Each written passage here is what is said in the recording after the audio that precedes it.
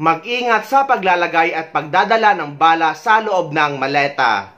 Dahil isang 20 anyos na pasahero ang inaresto at kinasuhan sa NAIA Terminal 3 nang may makitang 3 pirasong bala sa kanyang maleta nang idaan ito sa screening machine. Aminado naman ang nasabing pasahero na sa kanya nga 3 bala na nakuha sa kanyang maleta at pagmamayari niya ito. At dahil dyan, kinasuhan siya ng paglabag sa batas at sa election gun ban. Lalaki arestado matapos nahulihan ng 3 bala sa loob ng bagahe sa NAIA Terminal 3. Nagbabalita at nagseserbisyo si Bert Dizon.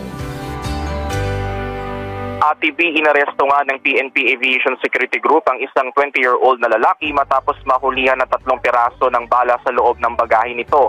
Hinarang ang pasahero matapos makita sa loob ng bagahe nito ang mga bagay na hugis bala ng idaan sa X-ray screening na bahagi ng final security checkpoint.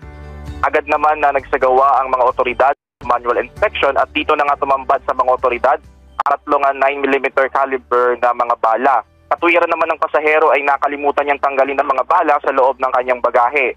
Wala namang naipakitang kaukulang dokumento ang pasahero kaya naharap ito sa paglabag sa RA 10591 o ang Comprehensive Law on Firearms and Ammunition at paglabag sa election gun ban. May statement dito ang UTS na kapag may nakitang bala sa loob na maleta ng isang pasahero, ay kukumpiskahin lang ito at gagawa ng record. Pero hahayaan pa rin makapagbiyahe ang pasahero. Pero bakit ito ay inaresto lalo na't wala namang dalang baril? Yung pasahero po yung naglalagay ng kanilang bagahe dun sa ating x-ray machine. So yung x-ray machine po, at that time, nireject po niya yung bag ng pasahero. So after ho nun, nung may na-detect ho, yes po, that's the time na we have submitted the baggage po for manual inspection. Paglilinaw din ng OTS, hindi isolated case ang nangyari kay Charity. Pag-amin pa nila, marami pa rin daw nakukuhang bala sa bagahe ng mga pasahero. Ngayong taon nga lang, halos 4,000 pasahero nahulihan ng bala sa NAIA. Hindi naman sila kinasuhan at pinayagan din makabiyahe. Yung policy natin since 2016 naman po, hindi naman po nagbago. No? So once na may na-detect po tayo, normally kino-confiscate lang po yun and nire-record. And then subsequently, tineturn over po yun sa PNP Aviation Security Group for proper disposition. Kaya guys, kailangan natin magdoble ingat sa ating mga maleta. Kapag mag-i-impake kayo ay dapat videoan nyo na ipapagpag nyo at lahat ng sulok ng maleta nyo ay i-video nyo na proof na walang bala sa loob ng maleta nyo. Dahil kung sa kasong ito ay inamin ng pasahero na sa kanya ang bala sa loob ng maleta niya, pero may mga kaso din na mga taga-NAIA ang mga nambubudol sa mga pasahero. Kahapon may tinapik din tayo na isang senior citizen ang hinarang din sa NAIA dahil may nakita daw na bala sa loob ng kanyang maleta. At shinare ito ng kanyang pamangkin. Ang tita niya ay taga-US at sa kasong ito ay tinanggi ng tita niya na sa kanya ang bala. At nakipagmatigasan daw siya sa mga taga-NAIA dahil alam daw niya na hindi talaga sa kanya ang bala. Sa huli, pinakawalan siya o hinayaan na lang siya ng mga taga-NAIA. May post dito si Ma'am Sachi Saul na naging karanasan ng kanyang tita sa NAIA Terminal 3. Nakikita lang daw niya dati ang mga post tungkol sa paglalagay ng mga bala sa maleta, pero ngayon ay hindi daw niya lubos akalain na mararanasan ito ng kanyang tita na taga-US. Hindi naman niya nabanggit kung papunta na sa US ang kanyang tita or galing sa US na lumapag sa NAIA. Sabi pa ni Ma'am Sachi na buti na lang daw hindi nagpadala ang kanyang tita sa pambubudol sana daw na mangyayari. At maraming tauhan ang NAIA ang pumunta sa kanya. Paano na lang daw kung walang kamag-anak na general or police ang tita niya? I-hold nila sa airport sa bagay na hindi naman niya ginawa. Dahil plano yata ng mga taga-NAIA na i-hold ang tita niya dahil nga sa bala na nakuha sa kanyang maleta. At sinabi din daw ng tita niya na sa immigration sa US daw nagtatrabaho ang kanyang anak. Sabay tiklop daw ang mga taga-NAIA. Sabay sabi na ayaw nilang mawala ng trabaho. Tumawa siya or may laugh emoji sa kanyang comment na bakit naman daw sila matatakot mawala ng trabaho kung wala naman silang ginagawang masama. Lumang style na daw ang ginagawa nilang laglag bala. Wala na daw bang iba gaya ng laglag granada. My son will ask me who did show you the bullet. That's it. But I'm not the one who shot. My son will ask me who did show you the bullet. That's it. But I'm not the one who shot.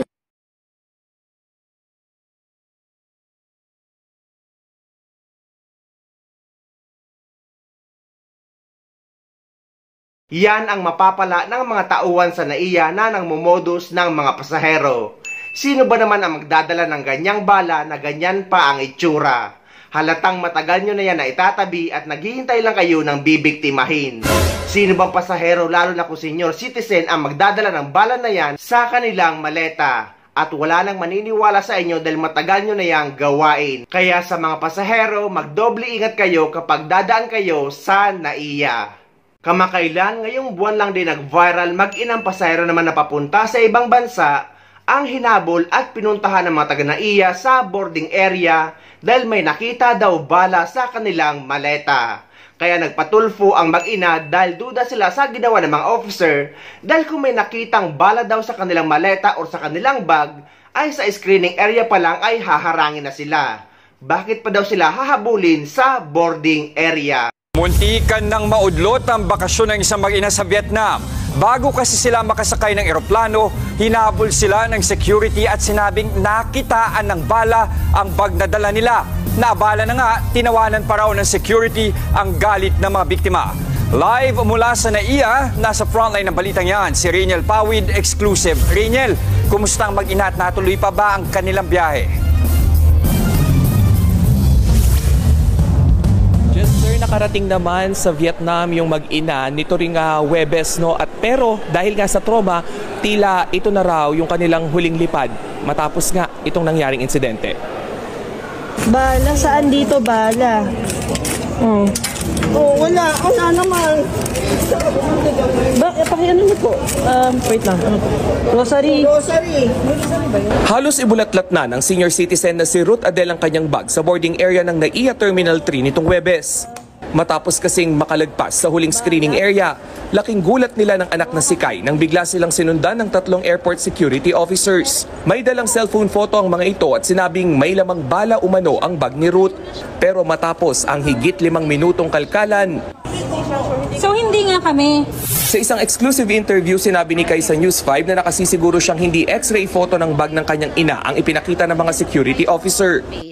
Yung susi, wala pong dala yung nasusi na parang susi ng motor yung nanay ko. Rosary din po, hindi po nakita dun sa scan. Napagtanto na raw ng mag-ina na nabibiktima na sila ng pambubudol sa loob ng paliparan. Sabi ko, baka tanimbala to. Tama, tanimbala na naman kayo, no? Sa ginanong ko na. Ngayon ako nakapagsalita ng gano'n kasi talagang galit na po ako eh. Sa huli, wala raw nakitang bala sa kanilang gamit. Walang ka-remorse ni after. Kumbaga po yung eksena, pagka nagsasalita po kami, tinatawanan po kami.